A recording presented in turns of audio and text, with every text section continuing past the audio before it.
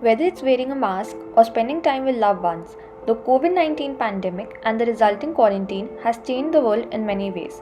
While it has been a blessing in disguise for those who got to take a break from their usual fast paced lives, others bore witness to the devastating consequences of human isolation and social distancing, raising the essential question: why exactly is the pandemic such a huge blow to people's mental health?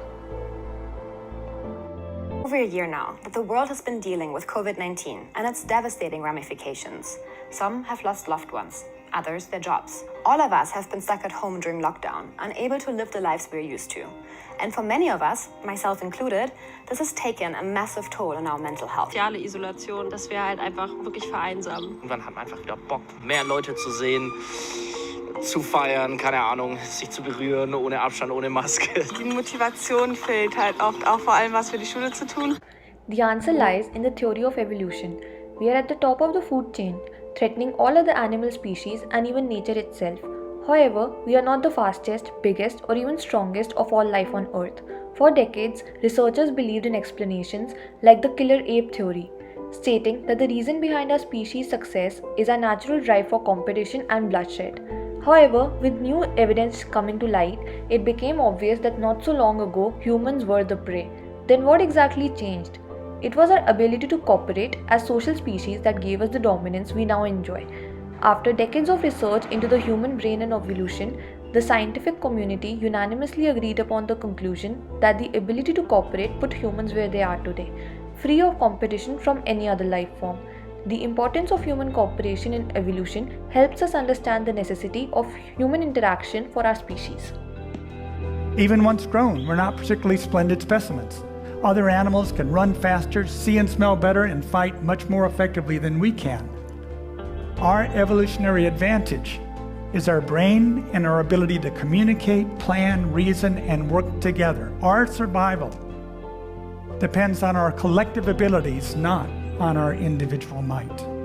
The pain and aversiveness of loneliness, of feeling isolated from those around you, is also part of a biological early warning machinery to alert you to threats and damage to your social body, which you also need to survive and prosper. But for social species, being on the social perimeter is not only sad, it is dangerous. The brains of social species, including our own, have evolved to respond to being on the social perimeter by going into a self-preservation mode. Sharing good times is one of the keys to connection. And don't wait. The next time you feel alienated, isolated, or excluded, respond to that aversive signal as you would hunger, thirst, and pain, and get connected. The importance of social interaction for our species mean that loneliness can be detrimental, causing an array of problems from heart diseases to depression. Even though COVID and quarantine affected everyone alike, one important question is raised here. Is the effect of social isolation the same for everyone? The answer to this lies in the ever-present debate of nature versus nurture. What is the nature and nurture in psychology? Nature describes behaviors that are innate, that are born to us, or genetically determined by our genes and DNA.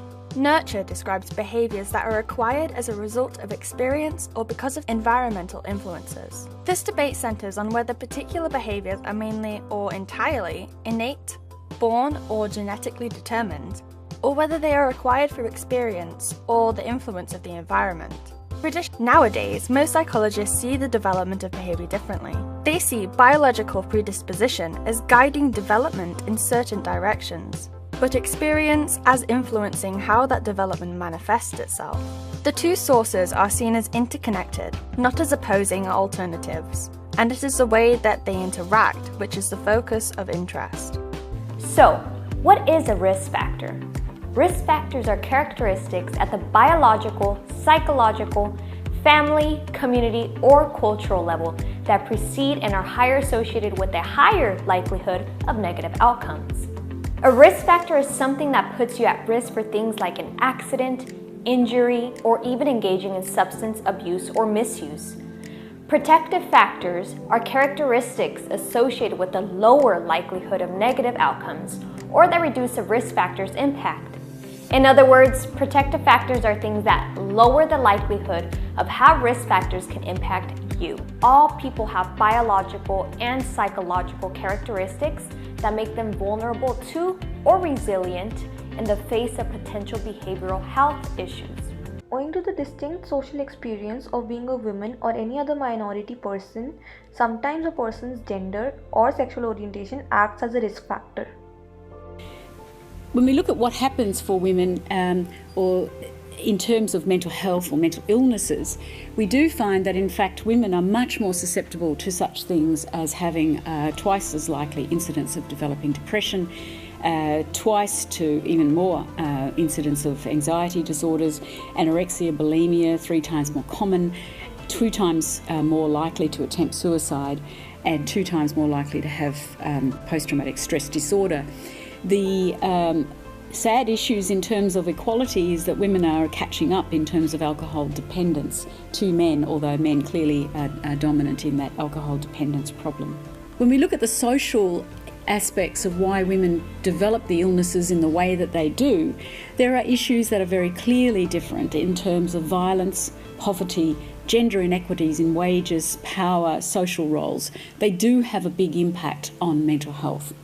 Then there's a significant number of biological differences, including the hormone aspects, circuitry, genetic transmission, and then there are psychological defence mechanism differences and so on. So you put all those in to complicated algorithms for why there are differences.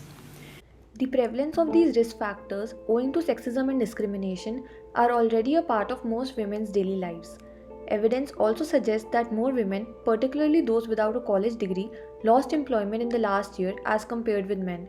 Adding to this discriminatory loss of work are male-dominated industries along with the work sectors that were economically hit the hardest: hospitality, food service and entertainment. These new COVID-19 factors interact with the danger of social isolation along with previous trauma, stress and challenges of being a woman in order to contribute to severe psychological distress. This severe psychological impact of COVID-19 on women has left the feminist movement in a regressive state. Now, what exactly is feminism and why is it important in today's time? Let's talk about the F word, feminism. It represents a movement that's been badmouthed since it came on the scene, despite its huge impact on the world. Feminism is a belief in gender equality, political, economic, and social. And yet, only 20% of Americans say they're feminists, even though 82% say they believe in gender equality. What gives? Is this a question of branding, or is all this one giant misunderstanding? Here are the 5 biggest myths about feminism. There's the been there, done that idea. Thanks to women's rights movements, women, not all, but many around the world can vote, own property, open a bank account, and hold all kinds of jobs. So what's left to fight for? Misogyny is still alive and well, which means feminism is still needed. I look forward to the day that feminism is outdated. So misogyny, or hatred of women, hasn't gone anywhere, and neither has unequal pay. For every $1 that a man earns in an hour, a woman earns 84 cents. And only 8% of the top execs at the 500 most traded companies are women. And ending violence against women continues to be an ongoing fight. Even in a supposedly equal country like the US, 1 in 5 women have been raped, and 98% of rapists are men. Then there's the people who say feminism is a girl's thing. But if feminism is just for women, that would mean ending sexism is women's responsibility alone. And by the same logic, ending racism is only the job of people of color. How does that work? Especially when it comes to ending violence against women. The reason why people see issues of gender violence as women's issues, the simplest, most basic explanation is that that's how power functions. And men are the dominant group, women are the subordinated group. And by calling it a women's issue shifts the responsibility and accountability off of men and puts it onto women. So guess what, guys? You too can be a feminist. And as Nigerian author Chimamanda Adichie said, a feminist is a man or a woman who says, yes, there's a problem with gender as it is today, and we must fix it. We must do better. Welcome. Some people fear that feminists want an estrogen world order, where fembots controlled by feminazis make men wash endless mountains of dishes. Sorry, but it's just not true. Maybe the real fear is upsetting the status quo? So there's lots of men who aren't doing well in the current system. There's lots of men who are oppressed by other men, by systems of class and race and sexual orientation and ethnicity, all of which, by the way, feminism addresses. And guess what? Even if you don't identify as male or female, feminism is for you too. Feminist naysayers point to their lipstick and high heels as badges of their anti-feminism. But get this. If anything, feminism is about giving women the choice to, be whatever kind of person they would like to be it feminine or masculine or somewhere in between. Another misconception is that feminism is against things like marriage and motherhood. Also not true. Throughout the years, feminists have fought against pregnancy discrimination in the workplace and better conditions for working moms. And if being feminine to you means loving liquid liner, take a page from this feminist and go for it. Whenever you're applying your eyeshadow, think of it like the glass ceiling. The thinner, the better. Finally, there's the idea that feminists don't look like me. They're imagined as old, white, and middle class. But there are feminists of every race, age, class, sexuality, nationality, and gender. So the next time someone says to you, I'm not a feminist, but do them a favor and pass this along. Even though intersectional feminism is a theoretical concept, the feminist movement is an active one, with its causes and consequences being experienced by millions of women worldwide. The depreciating mental health and living condition of women, along with their gender and sexual minorities, set the movement back, a regression that has devastating consequences for women in the global sphere. If we look at the global social impacts on women's mental health, and in my hat as the president of the International Association for Women's Mental Health, I'm very fortunate to see what is going on for women's mental health in different countries around the world. And there are definite global social impacts that are actually we've gone backwards in terms of women's mental health in the last 5 years. And this is one of the big impacts. I was very saddened to learned from my Russian colleagues who attended our last Congress that in fact the domestic violence laws in Russia have changed, and this was only changed in February 2017, that in fact the new laws in Russia state that a woman must have greater than or equal to 2 fractures in different parts of her body in order for the perpetrator to be arrested for a charge of domestic violence, and it must be in different parts of the body, so 2 fractured ribs doesn't make it. So these sorts of issues are really, really significant. In Ireland, this was our Congress, was in Dublin in 2017. And what I learnt and what we all learnt and what we all marched down the main streets of Dublin about was reproductive rights for Irish women. And this is something that they've had a referendum, and now that has to go to vote in Parliament, and the referendum was overwhelmingly positive for reproductive rights because mental health rights are connected to reproductive rights.